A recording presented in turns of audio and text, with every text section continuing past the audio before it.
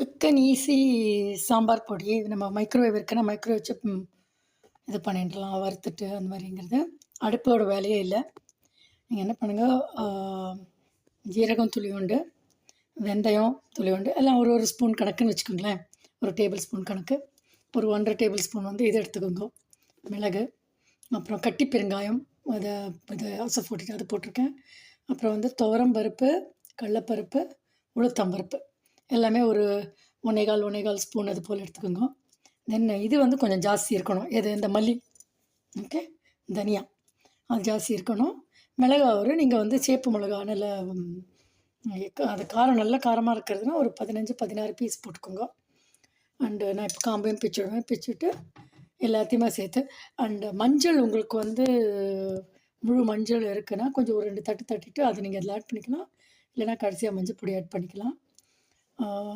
எல்லாம் சொல்லிட்டேன்னு நினைக்கிறேன். ஜீரகம், மிளகு, அப்புறம் நம்ம இது உளுந்து சொல்கிறேன், உளுந்தும் போட்டுக்கிறோம். உளுந்து கொஞ்சம், ஒரே ஒரு துளி அரிசி, இந்த திக்னஸ் கிடைக்கும் சாம்பார் பொடிக்கு. பச்சரிசி துளி உண்டு. அதுக்கப்புறம் துவரம்பருப்பு, கடலப்பருப்பு, உளுத்தம்பருப்பு, இதை 3 ஈக்குவல் மெஷரில் எடுத்துக்கிட்டு, அதுக்கப்புறம் தனியா வந்து கொஞ்சம் எக்ஸ்ட்ராவாக எடுத்துக்கோங்க. அண்ட் இது எல்லாத்தையுமே நான் வந்து சேர்த்து அப்படியே வந்து இதில் வைக்க போகிறேன், மைக்ரோவேவில்.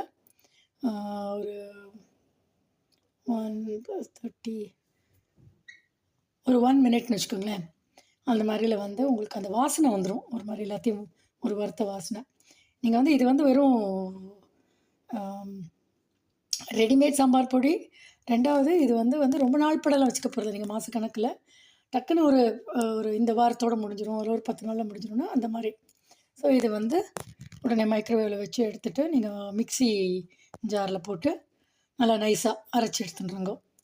கட்டி பெருங்காயம் சொல்லியிருக்கேன் இல்லையா, உங்களுக்கு கட்டி பெருங்காயமும் ஒரு நல்ல தாராளமாக வாசனை வர மாதிரி. அப்புறம் காஞ்ச கருவேப்பிலை இருந்தால் அதில் சேர்த்துக்கலாம் நீங்கள். ஓகே, அவ்வளோதான். இதுதான் இன்க்ரீடியன்ட்ஸ் ஃபார் சாம்பார் பொடி. இப்போ நான் மைக்ரோவேவில் வந்து அதை வந்து இது பண்ணி எடுத்துகிட்டு மிக்சியில் போட்டு அரைச்சி உங்களுக்கு நான் அந்த இதையும் காமிச்சிடுறேன்.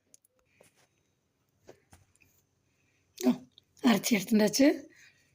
உங்களுக்கு இந்த கொரகொரப்பு வேண்டாம் அப்படின்னா இன்னும் கொஞ்சம் கூட ஸ்மூத்தாக அரைச்சிக்கலாம். அவ்வளோதான், திடீர் சாம்பார் பொடி ரெடி, வறுத்தரைச்சது.